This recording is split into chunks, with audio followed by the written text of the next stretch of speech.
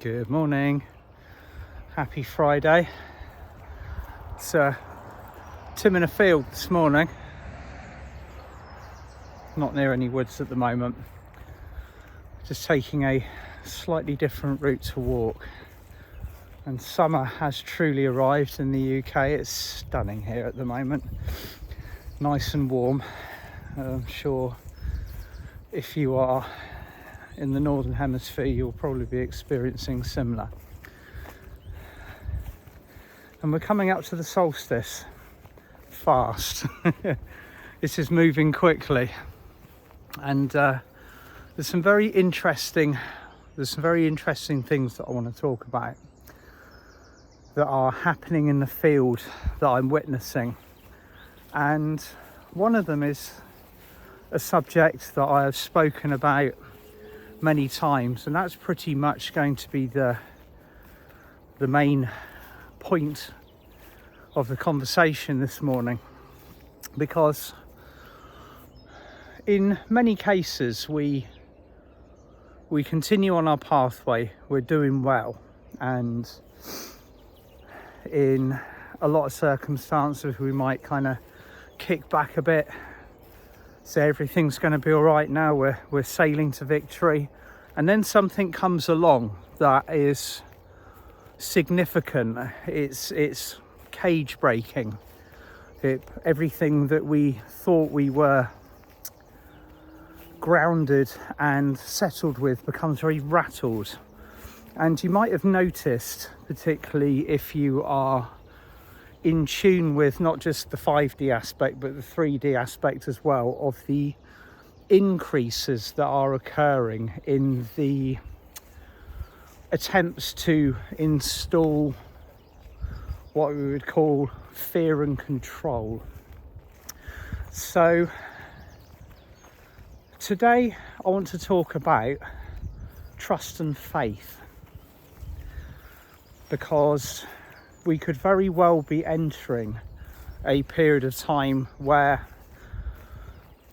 the foundation of our fearlessness, our sovereignty, our mastery is shown something that is alarming, or, like I say, cage rattling. Something that we thought we had control of. And I tuned into it very clearly yesterday, and I won't mention, for the sake of the usual, the bots that jump on everything, what it is I'm talking about. But if you look at the way that the 3D matrix is operating, there is a visible school or union of what they would regard as power that is exerting control, and they are making movements to keep everything within their sphere of reality theirs. Wealth transfer, power, politics, education, all of these kind of things. And there's certain ingredients that are being added to the cake at the moment that are quite likely to make some of us stop and think, is what we're doing working? So I tuned into this, having received this information. Now, I have spoken about fear seeding before, and fear seeding is where you take a potential and an outcome to a reality, and you put it into the hearts and the minds and the fields of the people that are listening, and by the reaction that you receive alone becomes the foundation of the reality that is created from it. So at the moment we're being again offered a situation that has the potential for us to water it, to plant it, to seed it, and to grow it, and to therefore participate in it as it becomes our reality. And it's visible. It's being broadcast from the news channels, this new maxim of social control, the inability to move where we want to move, having to be identified at all times. Oh, I'm going to have to duck and dive through here a little bit. So this is all now coming up, and for all of us who are on the ascension pathway, who are staying in a state of the light, heart-centeredness, it would be very natural for you at this moment to be feeling the pangs of uncertainty. Is what we're doing working? Have we got as much power as we think we have? And the answer is yes. When I spoke to, it was good old Archangel Michael last night who chipped in, and there's one particular figure that I was thinking of who runs a huge kind of global medical organisation. And I said, how do we deal with this as light workers? What do we do? Do we stand passively and shine light, or do we stand up and do we take action? What do we do?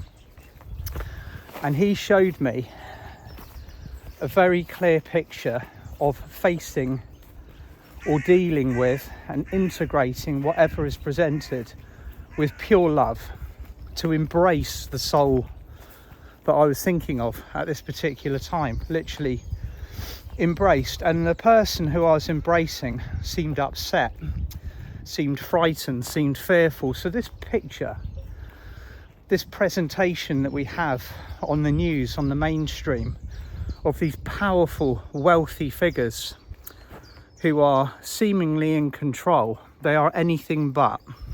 They are incredibly fearful, uncertain of the future. They are presented to us in a way where they seem power-soaked and smug and completely sure of their victories and wherever they are going in this. But the opposite is true. They are incredibly fearful of the future, and this is why they're taking the actions that they are taking at this present moment in time. So again, we are tested in our faith and our resolution to hold light and love in a frequency that is not aligned with fear or uncertainty of the future. There was something, it's funny, there's how many memes can actually kind of overwhelm social media and all of the bad news that comes out of it. There was so I'm walking up a hill at the moment. There's a meme that came out a little while ago that says, do you really think that 6 billion light workers will incarnate on planet Earth to be entrapped and stay that way? The answer is no. Of course we wouldn't. We're cage breakers. We're code changers. We are here to be the change that we wish to see in the world. But at this particular point in time, it is very likely that we are going to be faced with things that shake our resolve, fill us with uncertainty of the future, and even so far as to actually make us wonder whether the work that we're doing has had any effect at all. So that, my lovelies, was a wonderful scenario that was just wrapped in the wings of love by Archangel Michael as I presented it to him. And he said very clearly, the only way forward is love.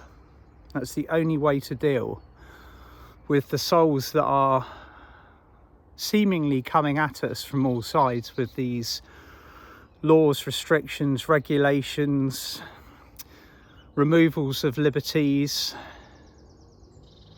There was a quote by a chap who is also a leading face of these massive organisations that we can see kind of trying to consume the world at the moment, who said in the future, in the near future, the world will be a much angrier place. And immediately I heard that statement, I beg to differ. It will not be an angrier place. This is what they are expecting us to do, how we are expected to respond. And of course that would be the perfect ingredient to achieve these kind of what we see as dastardly plans, wouldn't it? Everybody angry, everybody fearful, everybody fighting for their survival. And this one picture that was shown to me by Archangel Michael was so simple. It was just immediately neutralized every single aspect of the situation that I was presenting. And because of course in many cases sorry, you're gonna have to excuse me while I climb over a stile now. I, like you, am human. I have to take the situations that are presented to me, analyze them, and also deal with my own very human response. And in many cases I have a response that would be rooted in heart-centeredness, but also the fact that as a human being and someone who's existed on this planet many times, that survival instinct kicks in. So we may well be presented with a test of faith, resolve, and ultimately unconditional love. And what better a test to get us all to put our money where our mouths are, to get us walking our talks, to actually, you know, in many cases we say we're a certain way. We say we're beings of unconditional love and that we shine light to all and anybody at all times, until they come up and kick us in the shins, and then it all changes. So now is the point where we band together, hearts and souls and minds in unity and unification, and begin the real process of alchemy. Because the only alchemy that will work in the current climate is the alchemy of love. Anything that is not love, anything that is based or rooted in fear or anger, will become immediately part of this field that they are hoping we will create. And this is very specific. It's a very specific and a very simplified way of creating a reality. And we've been doing it for aeons now. That's what 3D's been about. 3D has been this incredibly well crafted hologram of reality, where we can touch, we can sense, we can feel, we can interact. But the boundaries of that hologram, that interactive play that we are part of, are changing so drastically now. The bounce back for our thought, manifestation and reality is so much faster than it was before. I think, and you've probably heard me say this before, it's something like 2,000 times faster. And depending on the length of time between the bursts of ascension energy that are coming in, time is speeding up and it's contracting. So some days we're moving so fast that time appears to be just a blur. it just whips on by, and other times if there's a little bit more kind of space between the waves, we're maybe kind of riding the trough a little bit, then it feels like it's stretched out, feels like it's going on a lot longer. So again, as we've been called on many occasions now, we're being asked to stand at the gates. And at the moment these gates are closed, a little bit like that scene out of Gladiator, where it says very clearly, whatever comes through those gates, you stand your ground. It's going to be like that, but standing your ground with love. And when these things occur, when we alchemize them, it's almost like we are expecting a result, and we'll be thinking to ourselves, well, where is the result of the work that we've been putting in? Because the thing that we were expecting to happen didn't happen. Time just veered off on another pathway, making another creation in another state of reality. And then sometimes it makes us, or can enable us to feel a little bit like, oh, well, I was expecting more from that. Maybe a little bit more of a result for the efforts put in. But that's not always the way. That's not how what we would regard as alchemy works. It just simply shifts everything into a much higher gear, into a higher timeline. So yeah, that is the context of what I want to speak about today.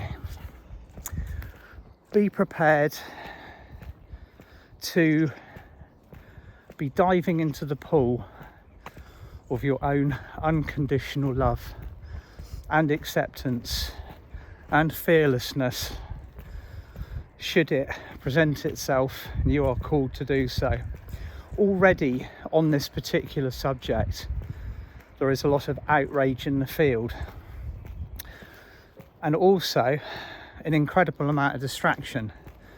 If you look at what's going on in politics, if you see what's coming out of the news, little things or very triggering things are being taken and blown out of all proportion in order to get people to move their eyes away from the prize.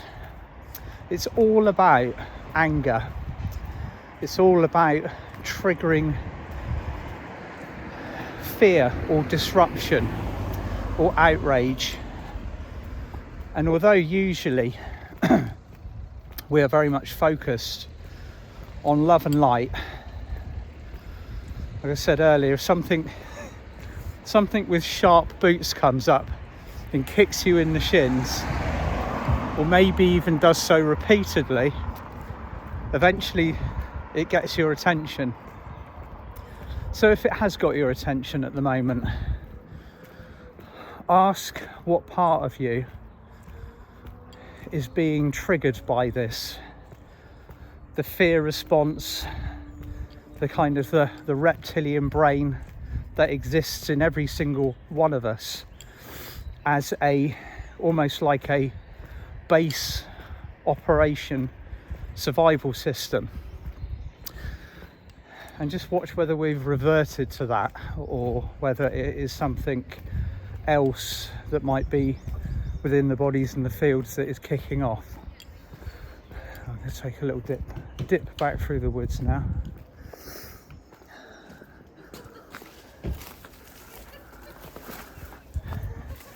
And this Sunday I'm going to be in Glastonbury with Mir Kakios. Tonight Mir is running ecstatic dancing Tomorrow she'll be running a beautiful workshop, and then on Sunday the two of us will be working together. And this is in Wedmore, just outside of Glastonbury, not quite Glastonbury itself. So if you're coming along to that, I'm excited. I'll see you up there. And then we're into solstice week. On the 21st, David Esri and I are going to be coming together with a big blast of light. And we've already got the seraphim who've been coming in on a major basis. So looking forward to that. So my lovely souls, that's the end of my transmission, and I will look forward to seeing you on Monday. Hope you have a beautiful weekend. Sending you all lots of love. Bye for now.